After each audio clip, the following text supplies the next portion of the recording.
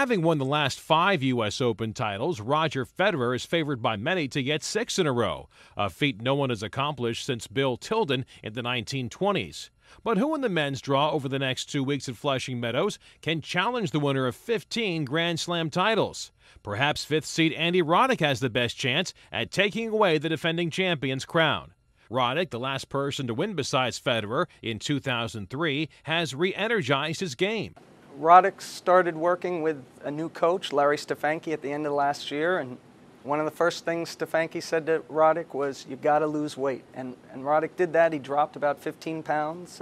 He says he's in the best shape of his pro career, and the results have backed that up. Roddick reached the Australian Open semifinals, then played into the second week at Roland Garros for the first time in his career. He followed that up by losing to Federer in an epic Wimbledon final. Roddick has improved a lot of facets of his game. His volleys, his serve returns, his backhands are all much improved, and he certainly has to be considered among the favorites. He won the U.S. Open in 2003. His big serve and big forehand both are fantastic on the hard courts at Flushing Meadows, and I don't think anyone would be surprised to see Roddick in another Grand Slam final.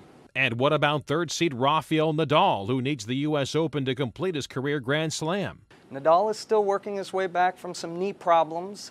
It's the reason he pulled out of Wimbledon and did not defend his title.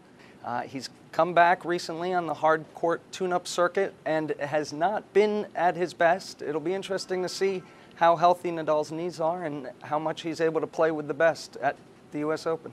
And there are some sleepers out there who many might not think of as strong U.S. Open challengers. For instance, Argentina's Juan Martín del Potro, who threw a scare into Federer at the French Open. He's a young kid who has yet to really have a long breakthrough run outside of the French Open. Del Potro won the hard court tune-up tournament in Washington, D.C. and has a strong game. There's also a guy like Jo-Wilfried Tsonga from France. He was the runner-up at the Australian Open a couple years ago, and he beat Federer this year on hard courts at a tournament recently. He's someone else who might not be at the top of the list of contenders, but he certainly is someone to be reckoned with.